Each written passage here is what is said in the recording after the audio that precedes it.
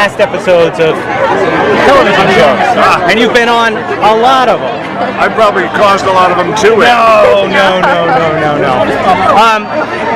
You're here obviously for Roseanne tonight. Any thoughts on the way that show ended? It's kind of an odd twist at the end. Prematurely.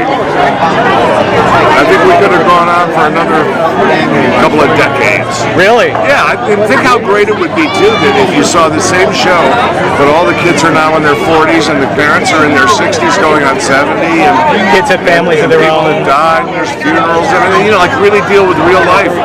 Because life doesn't end at 40. Right, absolutely. I'm learning that. Ah, it's good. It's a good thing. Any particular, you played so many different characters over the years on television. Any particular favorites that you have? Mary Hartman, Fernwood, Roseanne.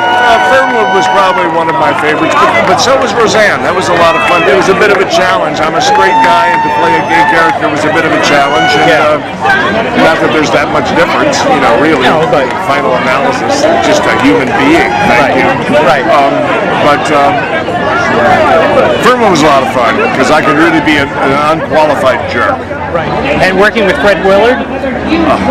It's like following someone who won't use their turn signals. He's the most amazing brain I've ever worked with. He's just astounding. Well, I love him dearly. You 12 years ago, it's not that much fun to see myself that much thinner with that much more hair, but it's nice to see quality television back on the air. Yeah, it's very funny, and I always mention this. You and Fred Willard together, that was a great combination. Never even met the man before the first day of taping. We just came in, and all of a sudden I realized I was working with one of the larger idiots in the industry, and you can imagine my delight. Yeah. And so we just went from there. Have you guys done anything? I know you did the series on HBO, The History of White People in America. We did that together. Has there been any talk of doing like a feature film? No, not really, but I think there is now, and you've started it. I'm all for it. I'm free to do that, actually. I'm not even penciled in anywhere. Now, you're actually in New York now, making arrangements for an art show. It'll be at the Helander Gallery on West Broadway, and it opens early part of April, and I'm absolutely thrilled about it. It's my life's work. Anyone who's seen my films and other work knows that painting must be my life's work. And I'm very proud of it. It means a lot to me, and it'll be in April, and there'll be posters and books and everything like that. Now, we can go down there and look at the work and also purchase the work? And bring your checkbook. Yep.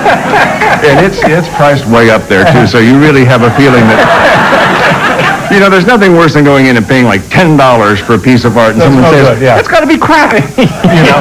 But when you're paying these kind of prices, you know. Now, do you have any... Do you have any sofa-sized art? Sofa-sized? There are a couple, actually, that could qualify as sofa-sized. And how would you describe what it is you do? Boy, I could describe it, but it would turn into something that would be almost like a serious version of the Bob Costa show. Something that should almost be on PBS. But I'm not serious about it. So. But are there a couple of terms that would apply, and I won't know what they mean, but people might know? Well, there's no, like, idiomatically, there's no, like, theme to the picture. They're like all pictures of Indian chiefs, or, or something like that. Clowns. Do you do clowns? No, I've stayed away from clowns. No, but what I'm clumsily trying to get at here is a word that would describe the technique used, the style applied. Oil and linen. Oil and linen.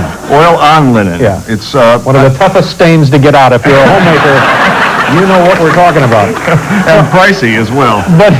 But is it like abstract? Is it impressionistic? Is it, those terms? I would have to think for the layperson, there are some people who, of course, need to put labels on things in order to pigeonhole them in their limited vocabulary. It is representational of sorts. Yeah. Working a lot of figure ground kind of things. And witty, as I recall seeing a few of these things before.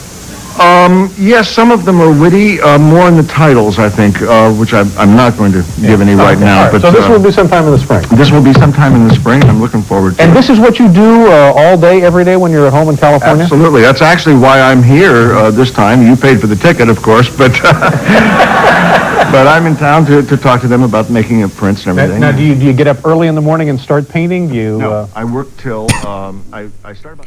Martin Mull, the droll comic actor best known for his roles in Clue, Roseanne, The Arrested Development, and among other so many movies, passed away on Thursday at the age of 80. His daughter, Maggie Mull, actually came out and shared the news to his Instagram on Friday, writing a statement, a very devastating statement, saying that I'm heartbroken to share that my father passed away at home on June 27th after a valiant fight against a long illness. Maggie, who is a TV writer, of course, added he was known for excelling at every creative discipline imaginable and also for doing Red Roof in commercials. He would find that joke funny. He was never not funny. She added that he will be missed by his wife and daughter, by his friends and co-workers, by fellow artists, and of course comedians and musicians, and the sign of a truly exceptional person by many and many dogs. She ended her post with, "I love him tremendously." Martin had a very lucrative and of course colorful career. He portrayed Colonel Mustard in 1985 comedy Clue, and of course Terry Girl's boss in Mr. Mom. He also began voicing the ads his daughter mentioned for the Red Roof Inn, in which he genially said, "We'll leave the light on for you." He was really a very talented man. He appeared in so many movies, and of course he had even inspired so many other young actors at the time when he passed away. We are sending our deepest condolences to the family, friends, the fans, and everyone who was really very close to Martin. Rest in power, the king, Martin Mull.